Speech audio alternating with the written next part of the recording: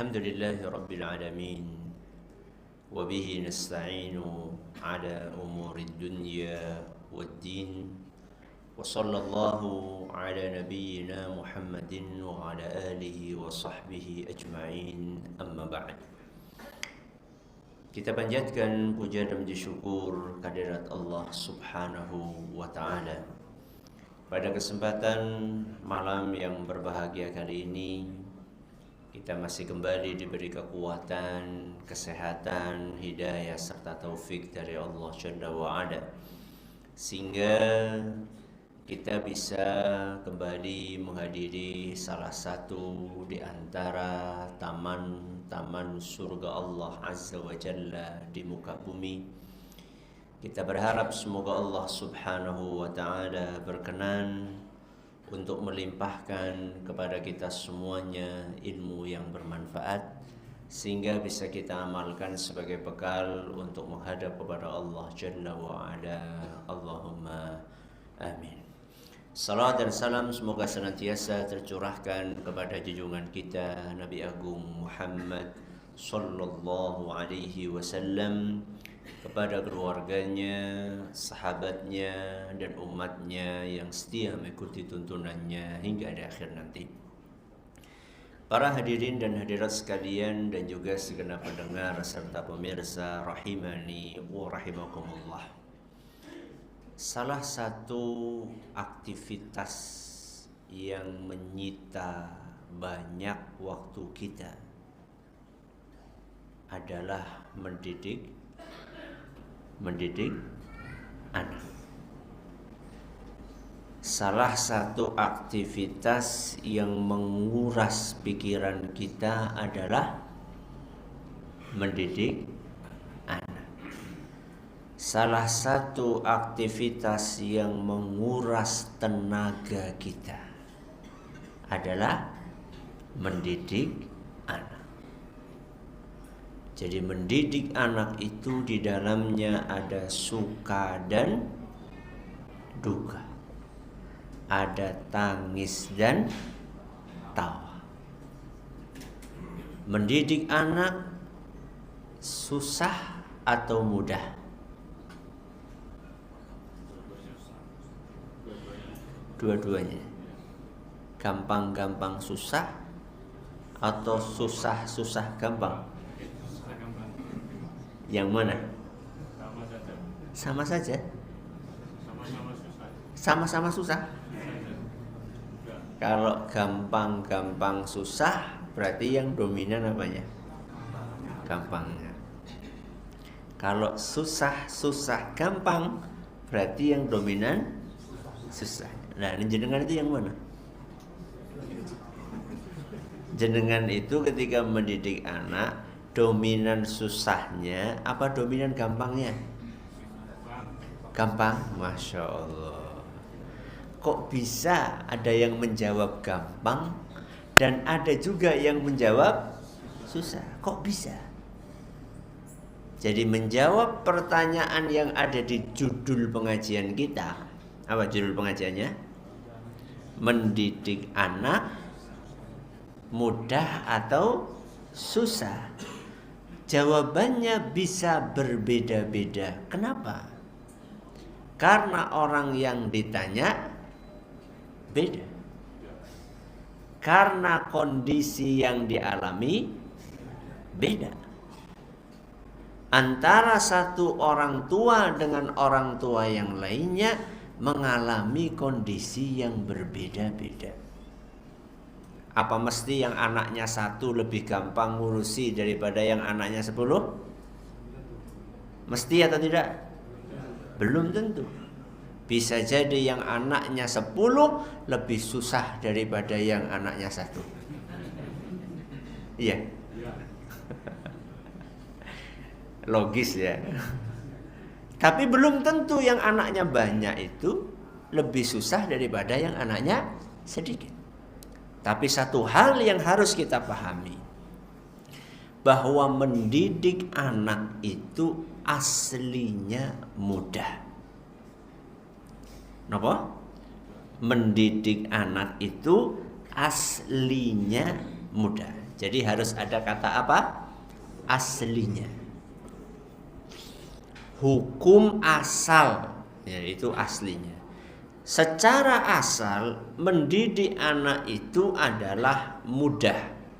Pertanyaannya, apa alasannya? Kenapa mendidik anak itu aslinya mudah? Pertama alasannya, karena pendidikan anak itu bagian dari syariat Islam. Apa alasan yang pertama? Karena mendidik anak itu bagian dari syariat Islam. Dan kita tahu persis bahwa syariat Islam itu mudah atau susah? Mudah. Karena mendidik anak adalah bagian dari syariat Islam dan syariat Islam itu mudah, maka apa kesimpulannya? Mendidik anak mudah karena itu bagian dari syariat Islam. Apa kata Rasulullah sallallahu alaihi wasallam dalam sebuah hadis yang diriwayatkan oleh Imam Al-Bukhari, "Inna dina yusrun." Inna dina yusrun. Sesungguhnya agama ini mudah. Agama apa? Agama Islam. Dan mendidik anak salah satu bagian dari ajaran Islam. Maka kalau ajaran Islam secara garis besar mudah, maka varian-varian yang ada di dalamnya pun, poin-poin yang ada di dalam ajaran Islam pun juga akan terkena imbas dari mudahnya syariat Islam. Apa alasan yang pertama? Karena mendidik anak bagian dari syariat Islam.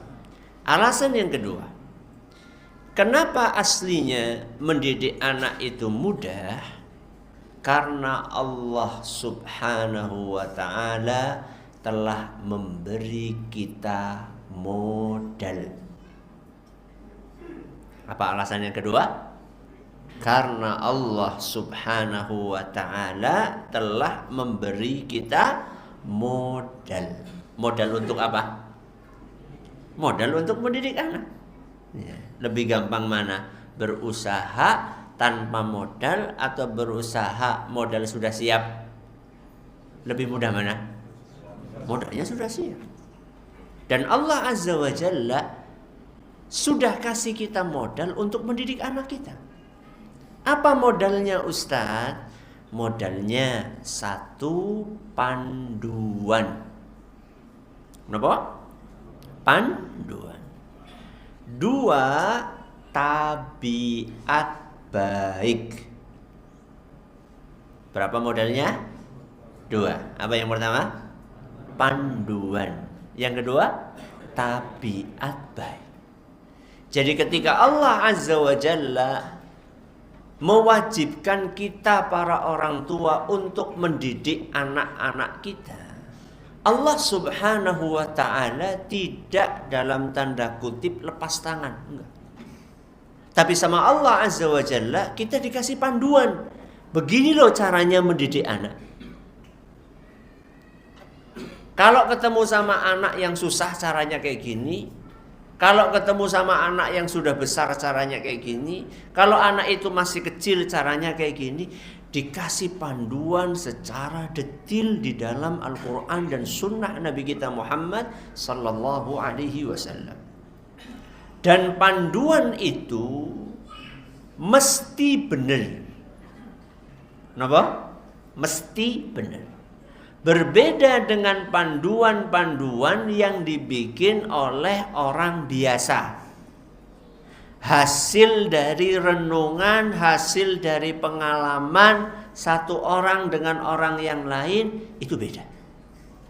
Kalau panduan yang ada di dalam agama kita adalah panduan yang didasarkan di atas dalil Al-Quran dan hadis Nabi kita Muhammad sallallahu alaihi wasallam yang mesti benar.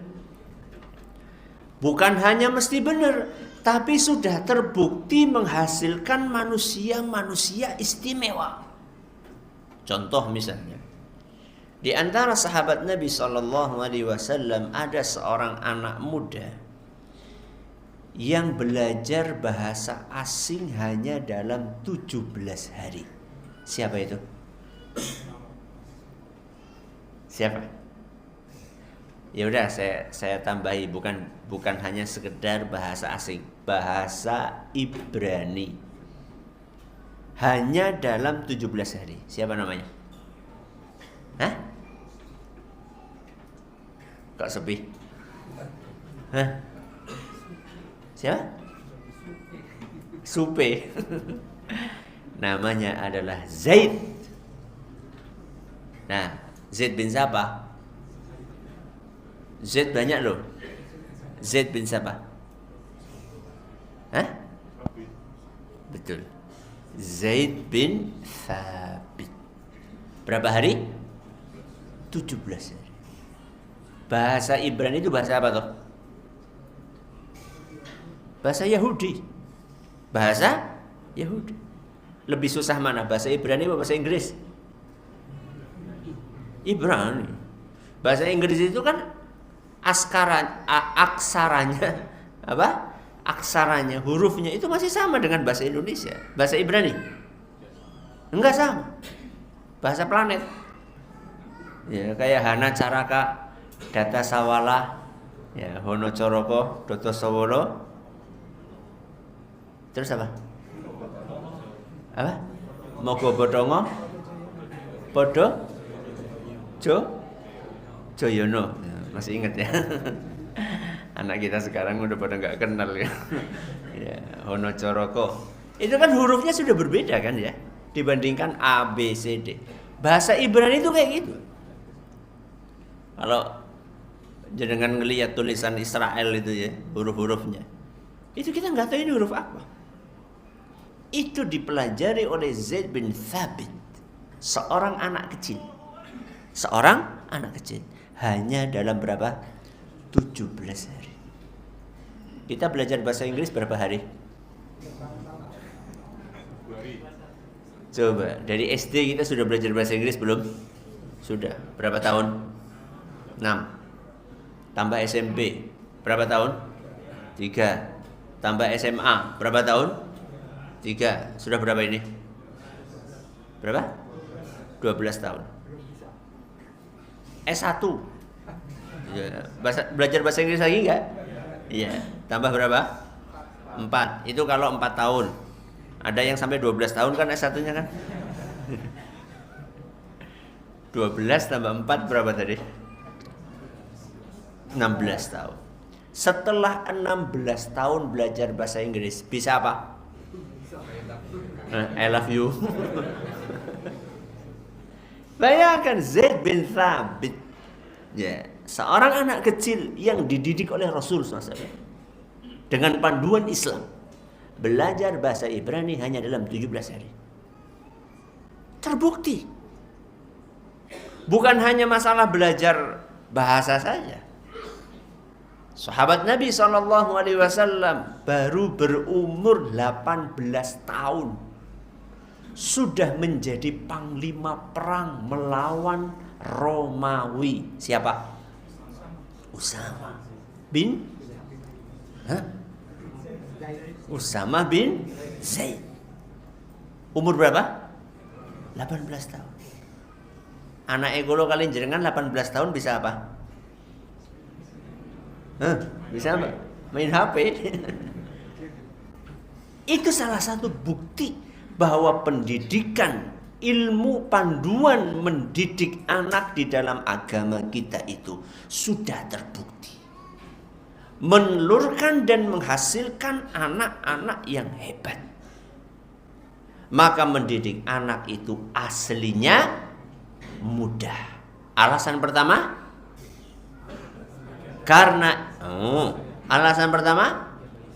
karena mendidik anak bagian dari syariat Islam, dan syariat Islam itu ciri khasnya mudah. Yang kedua, karena Allah sudah kasih kita Modal untuk mendidik anak, modal itu adalah panduan, dan yang kedua adalah tabiat baik. Setiap bayi yang dilahirkan ke muka bumi ini oleh Allah Subhanahu wa ta'ala sudah dimodali tabiat baik. Apa dalilnya? Dalilnya adalah sabda Nabi sallallahu alaihi wasallam dalam sebuah hadis yang diriwayatkan oleh Imam Bukhari, kullu mauludin yuladu 'alal fitrah. Setiap bayi yang terlahir dalam keadaan punya fitrah. Punya apa? Fitrah. Banyak penafsiran yang disampaikan oleh para ulama tentang makna fitrah ini. Salah satunya adalah modal berupa tabiat menyukai kebaikan. Anaknya kiai saja atau anaknya preman? Semuanya. Karena Nabi SAW mengatakan kullu mauludin, setiap bayi. Nggak peduli siapa bapaknya, siapa ibunya. Nggak peduli bayi ini terlahir di lingkungan yang seperti apa. Pokoknya asal bayi lahir, mesti dia terlahir dalam keadaan di atas fitrah, menyukai kebaikan. Berarti yakin atau tidak aslinya mendidik anak itu mudah? Yakin? Yakin atau tidak? Yakin. Tapi kenyataannya susah. Kenyataannya susah. Berarti yang tadi kita sampaikan apa Ustadz? Itu cuma teori. Iya. Secara teori memang mudah. Tapi kenyataannya kenapa bisa susah? Kenapa tidak semudah yang dibayangkan? Jawabannya karena ada sebabnya. Ada sebabnya. Tidak ada asap kalau tidak ada api. Nggak ada akibat kalau tidak ada sebab. Maka orang yang cerdas adalah orang yang berusaha untuk mencari tahu kenapa sesuatu yang aslinya gampang kok berubah menjadi apa? Susah. Ini penyebabnya apa? Kita harus cari sebabnya. Apa sebabnya? Yang pertama, kenapa sesuatu yang aslinya mudah itu menjadi susah? Sebab yang pertama adalah karena pesimis. Karena apa? Pesimis.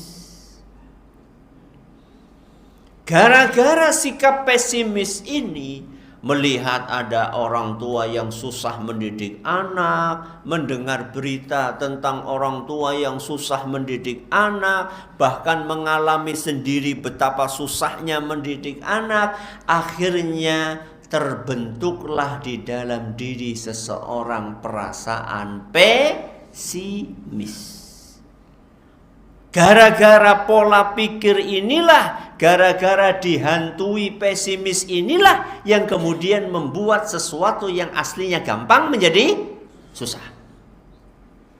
Padahal di dalam agama kita disuruh untuk optimis. Dalilnya apa? Dalilnya sabda Nabi kita Muhammad sallallahu alaihi wasallam, wa yu'jibunil fa'lul hasan. Dan aku, kata Rasul sallallahu alaihi wasallam, suka dengan optimisme. Suka apa? Optimisme. Maka jangan sampai kita ketika akan mendidik anak kita bersikap pesimis. Dari awal, wah kayaknya susah. Optimis itu husnudzon apa suudzon? Suudzon. Husnudzon. Kalau pesimis apa? Suudzon. Kalau kita optimis berarti kita husnudzon sama siapa? Allah. Kalau kita pesimis berarti kita suudzon sama siapa? Sama Allah. Ana inda dhanni abdi bi. Kata Allah Azza wa Jalla dalam hadis qudsi, aku terserah bagaimana hambaku berprasangka kepadaku. Jadi Allah Azza wa Jalla itu akan memberikan takdir kepada kita bagaimana kita berprasangka kepada Allah. Kalau prasangka kita kepada Allah baik, maka apa yang ditakdirkan? Baik. Tapi kalau kita berprasangka buruk kepada Allah, maka yang ditakdirkan Allah pun juga buruk. Maka perhatikan, ketika kita akan mengajak anak kita sholat, optimislah anak ini bakalan mau sholat. Jangan, wah kayaknya susah. Kalau sudah kayaknya susah, apa akibatnya? Susah bener. Makanya besok pagi bangunin anak gimana? Optimis. Optimis apa? Mudah. Ya, besok ya pas mau bangunin anak optimis. Besok ini anaknya insya Allah gampang dibangunkan. Tapi optimis itu beda dengan bonek. Apa bonek? Bondo nekat. Beda kan lo ya? Antara optimisme dengan bondo nekat. Kalau optimisme itu ada ukurannya, betul-betul terukur. Perasaan ini terukur. Caranya terukur bagaimana? Supaya gampang bangun berarti harus ada usahanya. Apa kalau malam-malam usahanya? Disuruh tidur lebih awal. Jadi jangan optimis besok bangun, anak dibiarkan pegang HP sampai jam sampai jam 2. Ya susah bangun. Maka harus optimis tapi bukan bonek. Ya, optimis yang bukan bonek. Begitu jam berapa biasanya? Anak jenengan itu HP-nya diambil jam berapa? Enggak diambil? Masya Allah. Ya pantas angel tangi nih. Ya, jam 9 misalnya. Ya, HP sudah diambil. Ayo nak, waktunya istirahat. Nah, itu optimis. Besok jangan lupa nak, wudu dulu. Ya, itu namanya usaha. Ya, wudu dulu, HP-nya diambil, kemudian baca doa sebelum tidur. Jangan lupa doa sama Allah Azza wa Jalla supaya dimudahkan. Jenengan juga sama. Ya, jangan anaknya HP-nya diambil, bapak ya, malah turanan HP yo padha wae.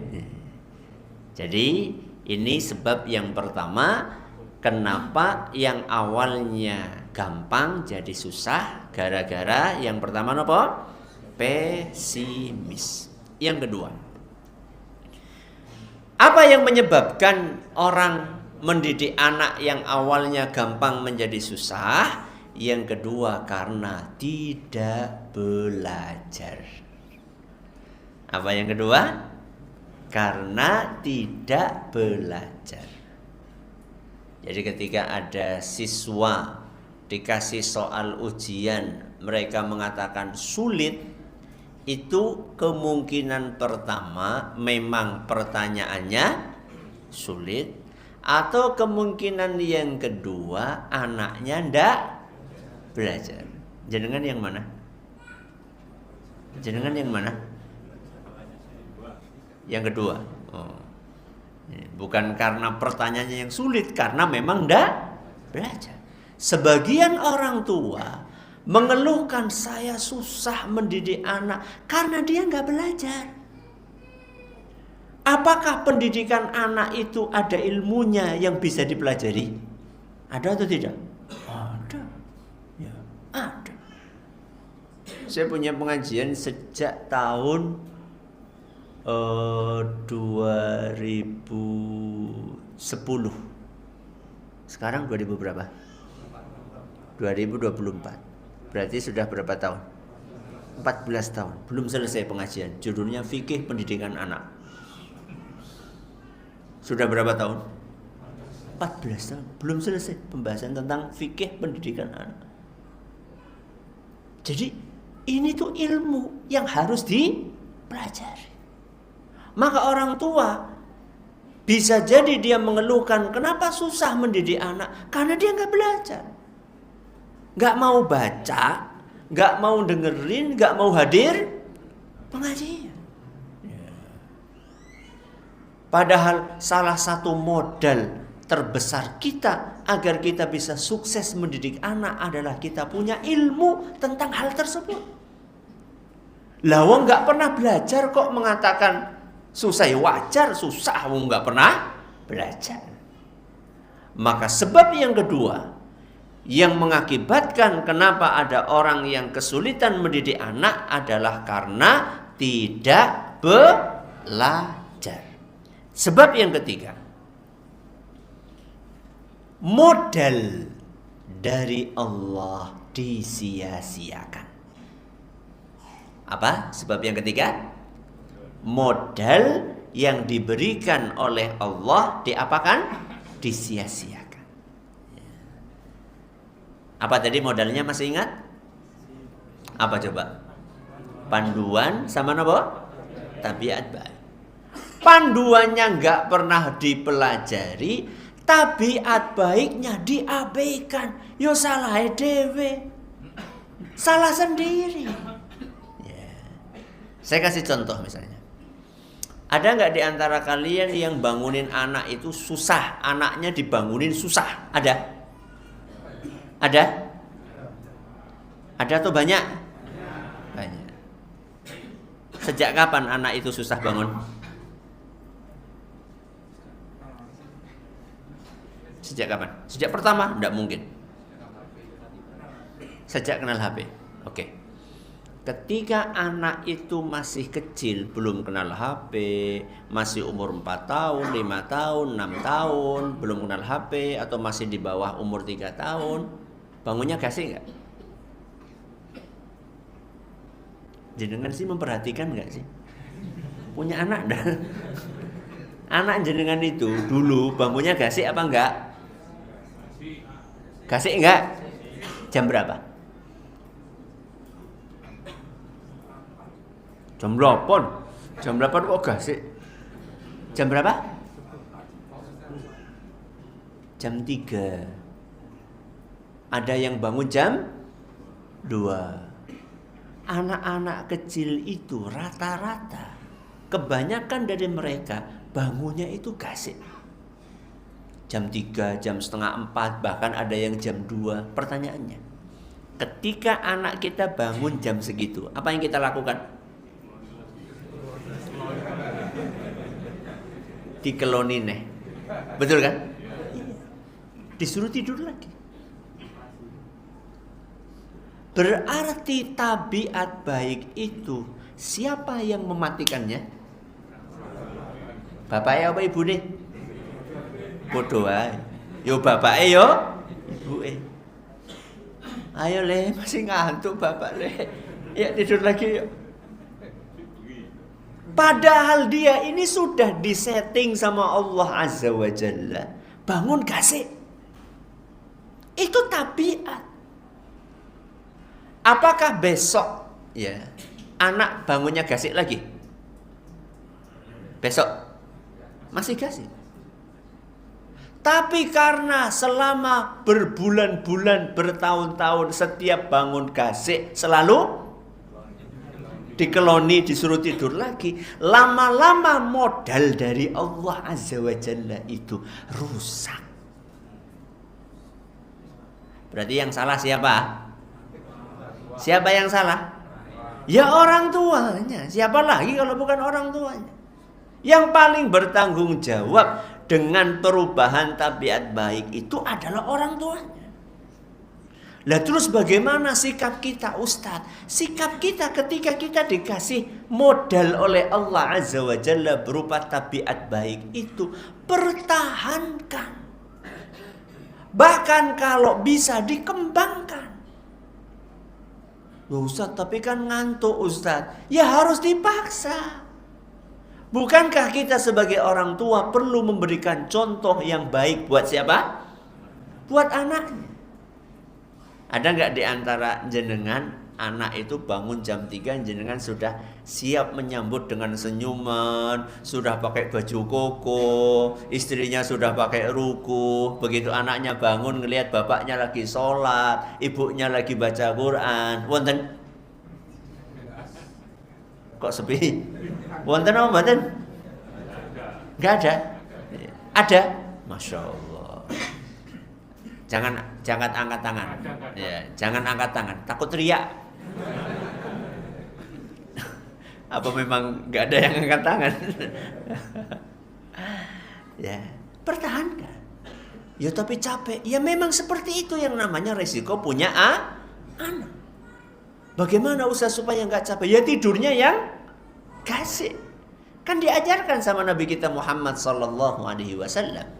Kana sallallahu alaihi wasallam yakrahu an-nauma qabla al-isya wal haditha ba'dahu. Rasulullah sallallahu alaihi wasallam itu ndak suka tidur sebelum isya dan ngobrol sesudah isya. Apa? Rasulullah SAW tidak suka apa? Tidur sebelum isya dan ngobrol setelah isya.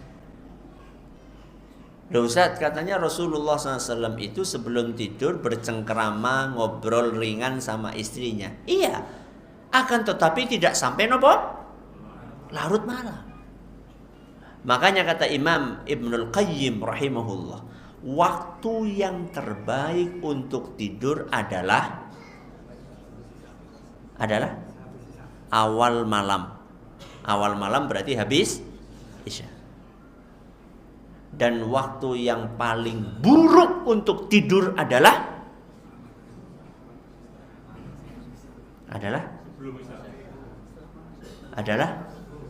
habis subuh dan habis asar. Dan subhanallah, beberapa tahun yang lalu saya ketemu sama seorang ahli kesehatan, dokter spesialis. Beliau mengatakan di dua waktu itu, waktu apa? Habis subuh sama habis asar, itu sel-sel jahat dalam tanda kutip ya, sel-sel berbahaya di dalam tubuh kita sedang berkembang pesat. Kapan? Habis subuh sama habis asar. Kalau kita tidur saat itu, maka selnya akan berkembang pesat. Tapi kalau pada subuh dan pada asar kita beraktivitas, maka sel-sel itu akan terhalang untuk berkembang. Dan itu ternyata sama Imam Ibnul Qayyim sejak abad 8 Hijriah.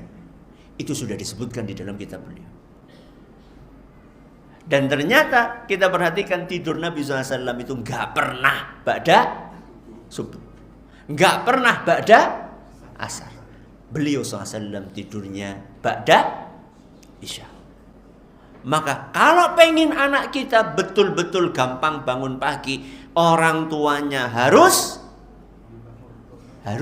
nyontoni, ngasih contoh yang baik buat anaknya.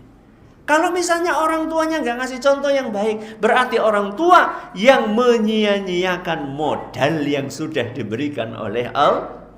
Siap? Siap apa? Siap ba'da isya cepat tidur. Dan salah satu penghalang terbesar yang membuat kita habis isya nggak cepat tidur apa? HP. Maka habis isya HP-nya dimatikan biar cepat tidur. Dan itu mengamalkan firman Allah Azza wa Jalla, wa ja'alna al-laila libasa wa ja'alna an-nahara ma'asya. Malam itu waktunya istirahat, siang itu waktunya aktivitas. Dah, ini sebab yang keberapa? Sebab yang ketiga. Kita ulangi. Apa yang pertama? Pesimis. Yang kedua, tidak belajar. Yang ketiga, modal dari Allah disia-siakan. Yang terakhir, adzan ya? Adzan dulu. Ya, silakan.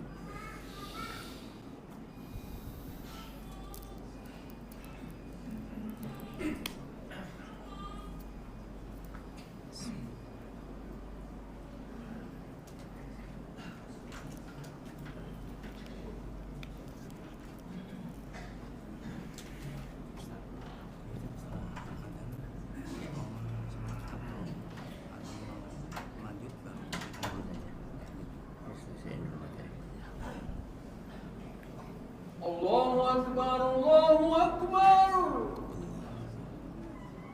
Allahu Akbar, Allahu Akbar. Asyhadu an la ilaha illallah.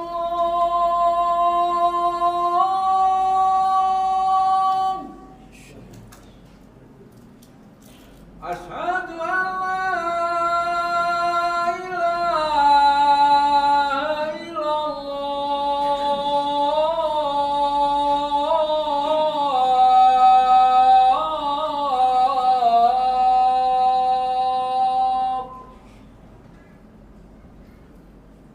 Asyhadu anna Muhammadar Rasulullah.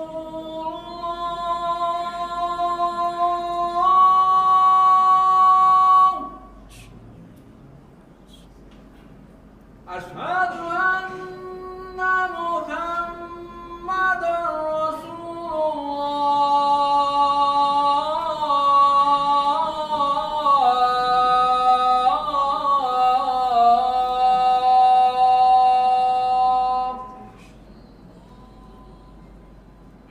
Hayya 'alas shalah.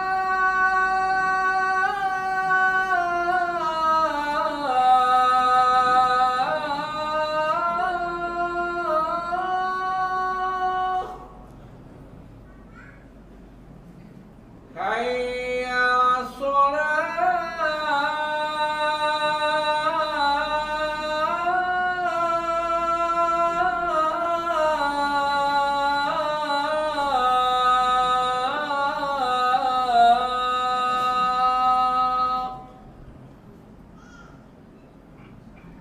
Hayya 'alal falah.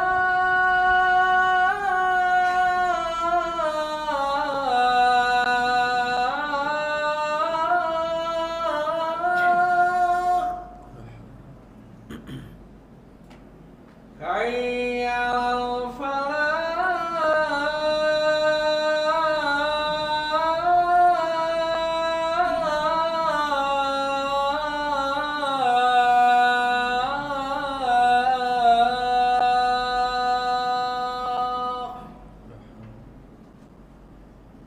Allahu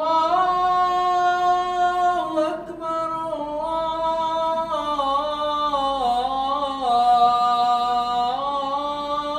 Allahu Akbar. La ilaha illallah.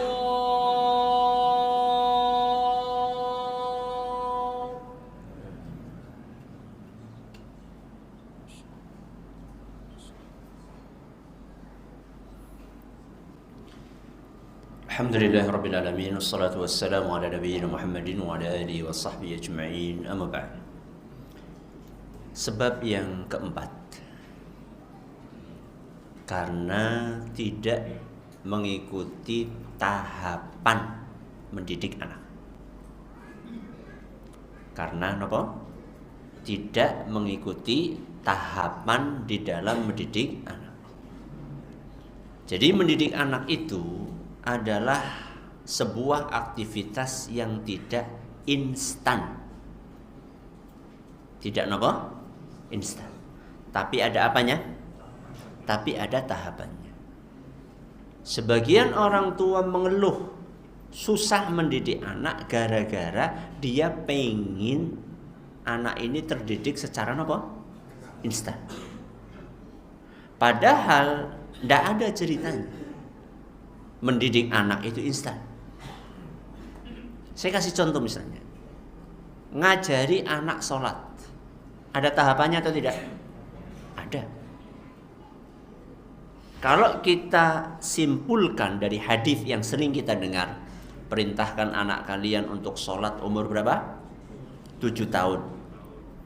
Kalau sudah 10 tahun nggak mau sholat maka pukul.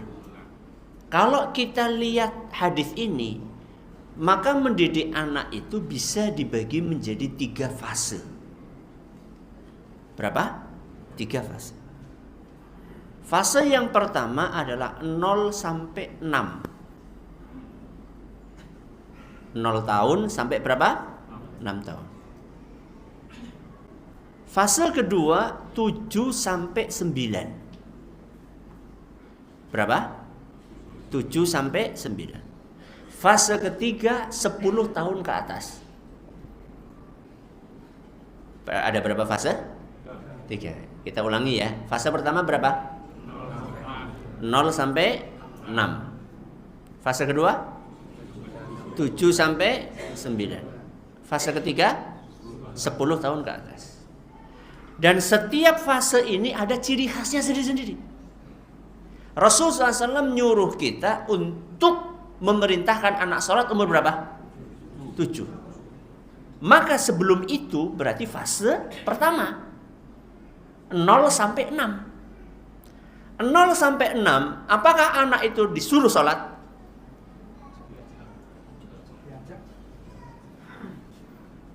Kalau 0 sampai 6 itu anak cukup dicontoni sholat. Dinopo? Contoni. Siapa yang nyontoni? Ya siapa lagi kalau bukan bapak dan ibu. Makanya kita ini afdolnya sholat di mana?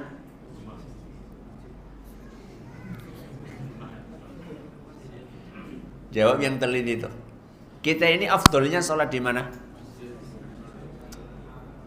Kita itu siapa? Gitu dulu gitu. Jadi jawab itu yang teliti. Kita ini afdolnya sholat di mana? Jenengan balas jawab tanya ke saya. Kita siapa Ustadz? Ya. Laki-laki atau perempuan? Cukup sampai di situ telitinya? Enggak. Sholat apa Ustadz? Ya. Jadi latihan jawab itu pakai apa? Ketelitian. Jadi kita ini afdolnya sholat di mana? Kita siapa? Ya. Kemudian sholat apa? Ya. Kalau yang ditanya kita ini afdolnya sholat di mana? Kalau yang dimaksud dengan kita adalah ibu-ibu, maka afdolnya di rumah. Sholat apa? Ya sembarang. Ya fardu ya. Ya sunnah. Ya fardu ya sunnah. Kecuali sholat Idul Fitri. Ya. Sama Idul Adha. Ya. Kalau yang dimaksud kita ini adalah laki-laki, maka afdolnya nah gitu, tergantung sholatnya. Ya. Sholat fardu afdolnya di masjid, sholat sunnah afdolnya di rumah. Pertanyaannya, berarti kita ini sholat di rumah banyak atau sedikit? Banyak. Loh, sholat fardu itu cuma berapa? 5. Sisanya sholat sunnah. Dan semua sholat sunnah itu di mana? Di rumah. Kenapa? Salah satu hikmahnya adalah supaya anak kita itu begitu dia tengok kanan, tengok kiri, ngelihat bapaknya dan ibunya lagi sholat. Dan ingat, anak adalah peniru ulung. Kenapa? Peniru ulung. Apa yang dia lihat itulah yang akan ditiru. Maka kalau ada anak suka banget main HP, lanjutkan. Nah, karena itulah yang dia lihat dari orang tuanya. Bagaimana anak gak suka banget dengan HP? Lawang ibunya berjam-jam nyusoni anake karo dolanan HP. Betul? Betul ndak? Emang jenengan nyusoni? Ngelihat istri saya nyusoni sambil mainan HP terus berjam-jam. Loh, anak sejak kecil sudah dilihat, sudah diperlihatkan ibunya mainin HP terus. Gimana anak itu gak pengen main HP? Maka kasih contoh yang baik buat anak sholat. Coba seandainya anak kita itu setiap buka mata yang dilihat bapaknya lagi sholat, ibunya lagi sholat, bapaknya lagi baca Quran, ibunya lagi baca Quran. Insya Allah itu akan dicontoh sama anak kita. Walaupun kita belum nyuruh.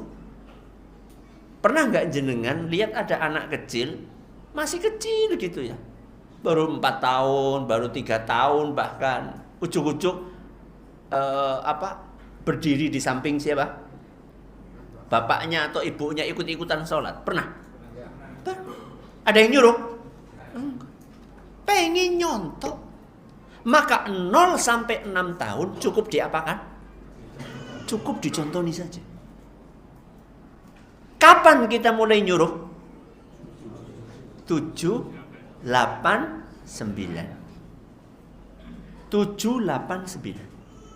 Dan kita nyuruh anak sholat di 3 tahun itu tidak boleh dengan kekerasan. Terus gimana Ustaz? Ya cuma sholat, sholat, gitu. Berarti boleh nggak dicewer? Nggak boleh, nggak boleh. Selama umur berapa tadi? 7 sampai 9. Apalagi umur 5 tahun. Ada sebagian orang tua saking semangatnya anak umur 5 tahun nggak mau sholat diapain? Dijewer. Salah. Ilmu dari mana itu? Kalau anak umur segitu sudah dikerasin, disuruh sholat, dijewer, bahkan dipukuli, akibatnya malah nanti anak akan menjadi fobi. Nopo fobi? Trauma dengan sholat. Anak itu baru disuruh untuk sholat umur 7 sampai 9 tahun. Dan nyuruhnya pun dengan cara yang halus. Berarti berapa kali kita suruh anak kita sholat? 3 tahun. Kali 5. Kali 360. Berapa itu?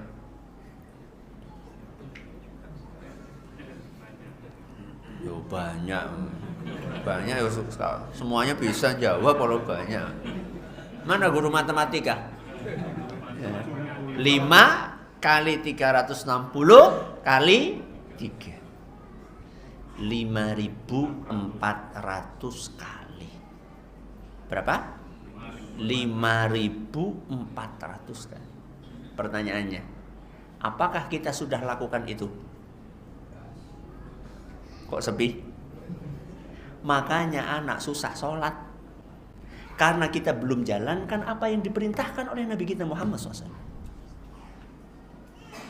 Kalau anak kita sudah kita suruh 5.400 kali dengan kelembutan, maka biiznillah, dengan izin Allah Azza wa Jalla, anak itu mau sholat. Berarti anak gak mau sholat karena kita gak mengikuti tahapan yang diperintahkan oleh Nabi kita Muhammad Sallallahu Alaihi Wasallam.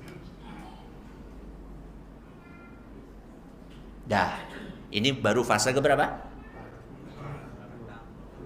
Kedua. Ya. Berapa tadi? 7 sampai 9. Nah, fase yang terakhir berapa? 10 tahun ke atas. Baru itu boleh mukul.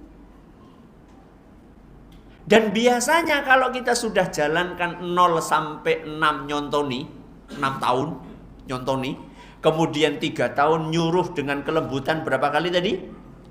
5.400 kali. Biasanya kalau sudah umur 10 tahun mau sholat. Biasanya. Tapi kalau ternyata Allah takdirkan gak mau sholat juga, baru boleh nopo? Mukul. Mukulnya pun ada aturannya. Jadi jangan sampai nanti besok ada anak biru-biru gitu.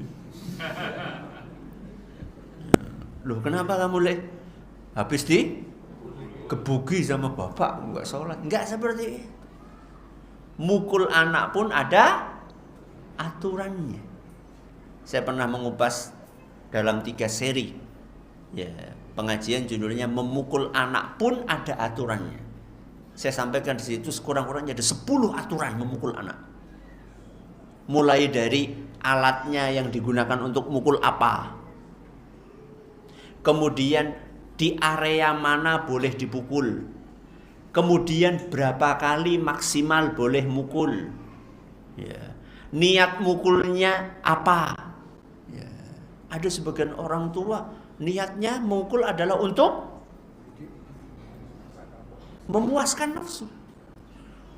Beda nanti efeknya ketika mukul tujuannya mendidik dengan mukul tujuannya memuaskan nafsu, beda. Makanya alat yang direkomendasikan ya oleh para ulama kita adalah alat yang biasanya dipakai buat siwakan, ranting itu, ya pernah lihat siwak? Ukurannya sekitar 1 pulpen, ya 1 pulpen. Terbuat dari apa? Kayu, bukan. Dari ranting, dari akar atau dari ranting yang besarnya segini. Jadi mukulnya cuma tek gitu. Ustaz nggak marem Ustaz. Nah itu berarti niatnya nggak bener. Niatnya tadi memaremkan nafsu. Ustaz cuma kayak gitu aja apa ngefek? Ngefek. Kalau jarang dipukuli. Berarti nggak ngefeknya karena apa? Sering dipukuli. Dan mukulnya pakai kayu jati.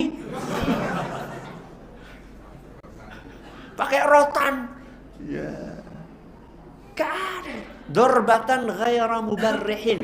Kata Nabi SAW, pukulan yang tidak meninggalkan bekas. Tidak bekas, pukulan itu gak bekas. Apa mungkin Ustaz jenengan, ya, ada anak-anak itu saking hampir gak pernah dikerasi. Cuma dipegang ininya nih, apa? Cuma dipegang telinganya tok, cuma diginiin. Nangis. Karena memang gak pernah disakiti, gak pernah dikerasi. Baru cuma dipegang gini sudah nangis. Sudah merasa bersalah. Loh anak saya dipegang ini malah enggak Ustaz. Ditarik-tarik pun tetap. Yo karena sejak kecil sudah dia apa? Dijeweri terus. Berarti yang salah siapa? Orang tuanya lagi. Ya. Jadi kesimpulannya mendidik anak mudah atau susah? Aslinya mudah. Kenapa? Karena bagian dari syariat Islam. 2, karena Allah sudah kasih modal. Apa modalnya? Panduan dan tabiat baik. Kenapa yang mudah jadi susah? 1, pesimis. 2, nggak belajar. 3, karena apa? Modal dari Allah disia-siakan. Dan yang keempat, karena tidak mengikuti tahapan mendidik anak yang benar. Mohon maaf ya, pertanyaan ditiadakan. Ya karena kondisi yang lagi kurang fit ya. Mudah-mudahan Allah berkahi ilmu yang kita pelajari ini. Terima kasih atas perhatiannya. Mohon atas segala kurangannya. Kita akhiri subhanakallahumma wa bihamdika asyhadu an la ilaha illa anta astaghfiruka wa atubu ilaik. Assalamualaikum warahmatullahi wabarakatuh.